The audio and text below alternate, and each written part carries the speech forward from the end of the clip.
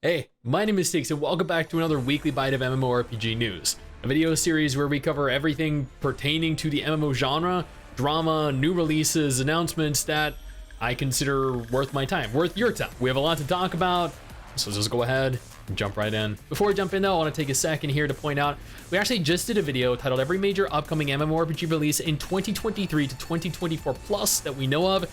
There's over 56 MMOs in this video. This is the largest, most comprehensive upcoming MMO list video on YouTube.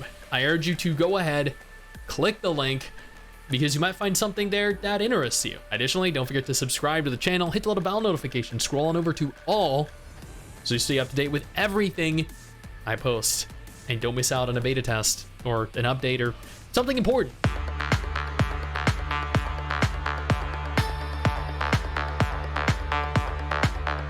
Let's start this off with World of Warcraft, because this is arguably the biggest announcement probably of the entire year, unless you're more a fan of Final Fantasy XIV and Dawn Trail. Either way, Blizzard announced a trilogy of expansions. That's why I say this is the biggest announcement, because they announced 3. World of Warcraft, The War Within. Descend beneath the surface of Azeroth to explore subterranean worlds full of hidden wonders, earn the trust of the new earthen allied race, and face an ancient evil lurking in the darkness. There's a trailer for this, a cinematic trailer with Mandoin there looking absolutely fucking insane, and Thrall looking a little bit ragged and old there with his gray hair. They haven't really touched on the 2 follow-up expansions yet.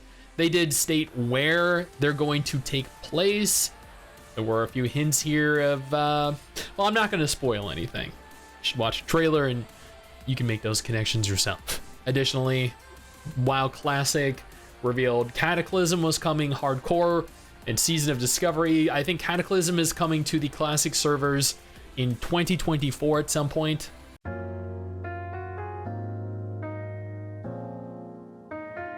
Tarisland, and I know what you're thinking here.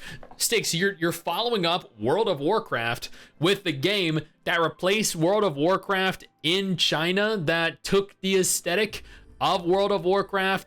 Everything about the game is a literal mobile clone of World of Warcraft, and yeah, I actually didn't plan for this, but I mean, it's here. Tarisland is holding their second closed beta test beginning November 15th, so if you have not applied, go ahead and apply. I will point out here, the first beta test was an abhorrent mess. People got keys, but the beta test was on a first come, first served basis. So what this means is that the first X amount of people that got in were permitted entry. Other players, even with keys, were rejected once they hit the limit. So make sure, even if you do get your key, you log in immediately, just in case to do the same thing this time. Fractured is opening their character creation in light of their launch onto Steam. I know that Fractured Online really hasn't had the best of luck recently. I also don't know how well it's going to do on Steam once it launches back in early access, but if you're interested, I mean, the option is there. Mortal Online 2 is launching onto the Epic Store, and in light of this, they have actually opened supporter packs with a 3-month subscription, a 3-month supporter pack. This comes with a discount if you're interested in playing the game, or if you're interested in subscribing for the benefits. Now, before we take a look at any of the additional information or news, I want to take a moment here to thank our incredible patrons over on Patreon. It'll allow for me to continue to do this for a living, to post new MMO related videos every single week. You guys are absolutely incredible. Closers Online, actually, they held a fairly substantial update on October 25th, or at least that's when this was posted. It was fairly recent, and this kind of shocked me because they're adding an entirely new area. They're actually adding new content to the game when so many people were under the impression that the game was dead. Dungeons and Dragons Online, which admittedly a very fun MMO, but not many people play it for whatever reason, released update 63, Illithid Invasion.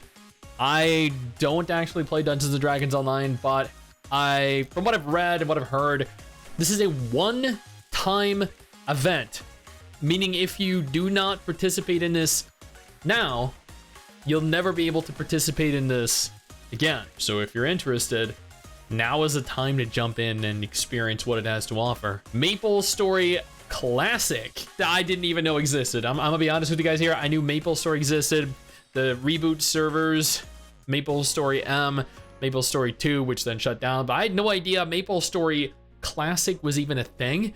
But apparently they're introducing new reboot servers for Classic. I don't even know when Classic came out, but for those of you that are interested in a Classic version of MapleStory, with the new reboot servers, it might be the perfect opportunity to go on and jump in. Wakfu, and I was actually reached out to the devs here to do a dedicated video on Wakfu, which I'm in negotiation for, because honestly, Wakfu was a very unique MMO, and I had a lot of fun in it when I played it. Wakfu is coming back to us in HD. The HD mode, as is noted here, is incomplete, but they are working on finalizing it. There's a trailer there if you want to take a look at the new HD graphics, or alternatively, you could just wait for me to do my dedicated video on it because it's probably coming.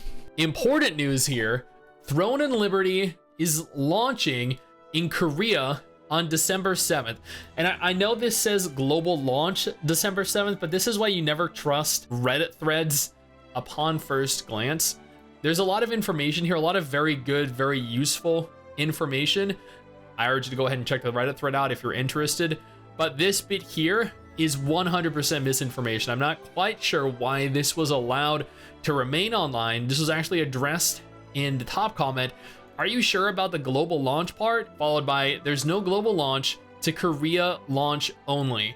I'm with you, December 7th for Korea. I'm really not sure how this thread is allowed to remain online on the MMORPG subreddit, given this is literally going to lead thousands of people, potential players, into believing that they're going to be able to play it when they're not. Ghostcrawler, who worked on World of Warcraft, who worked on Riot's League of Legends, and was in the process of developing the new Riot MMO and subsequently left, has started a brand new studio, and he's working on a new MMO called Ghost.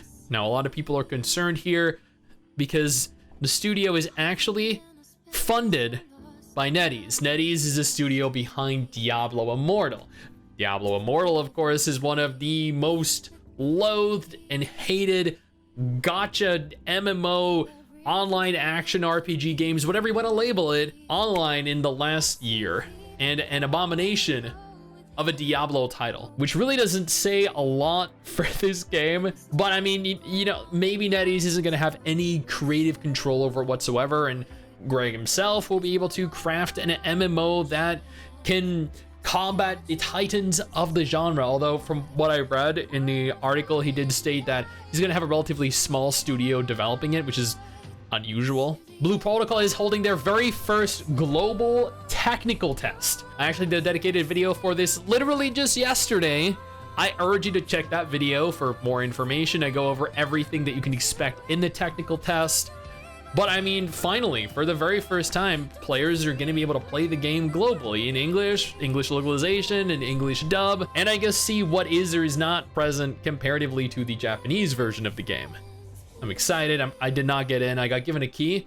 I'm not sure if I'll have the time to play test it, and even if I did, it's under an NDA, so I can't share any of it anyway. I don't like playing games under an NDA because I feel like it's a waste of my time. Ashes of Creation, I mean, they showed some stuff from Alpha 2. I wish I could say more about Ashes of Creation. I feel like the entire year has just kind of been spent like, oh, that looks cool, still in alpha. But I mean, you know, in a few years, I might be able to talk more about it because there's a more finalized version of the game to play. Neverwinter has introduced their brand new patch Spelljammer, or is introducing their brand new chapter on the 7th of November. Comes with the new zone, new trial, new quality of life improvements. If you've been putting off returning to the game, then this might not change your mind. But I mean, it's content, and content is always good, especially Neverwinter, because I actually enjoy the game. I know the Hive Leader does too. Monsters and Memories is an MMO I actually just learned about. And why we're talking about it is because on November 11th, 2023, they are going to be holding a stress test. In December, they're going to be holding a major play test. What this means is that players are going to be able to jump in both November and December and test the game out. Again, this is an indie MMO, so I would temper my expectations. And finally, the Reaver King is now live. Wayfinder's latest and arguably largest expansion update. It includes an extension to the main story, side quests, new zones, new hunts, weapons. Honestly, I think this is a great looking update. I am curious how it's doing in terms of active players. Oh, I guess they really need their free-to-play. I really need to launch free-to-play as soon as possible. Now, that is everything. That is all of the MMO-related news that mattered to me that I happened to find over the course of the last 2 or so weeks. If none of this is of any interest to you, though, absolutely no problem. I have 2 different videos on screen right now that might be more interest to you.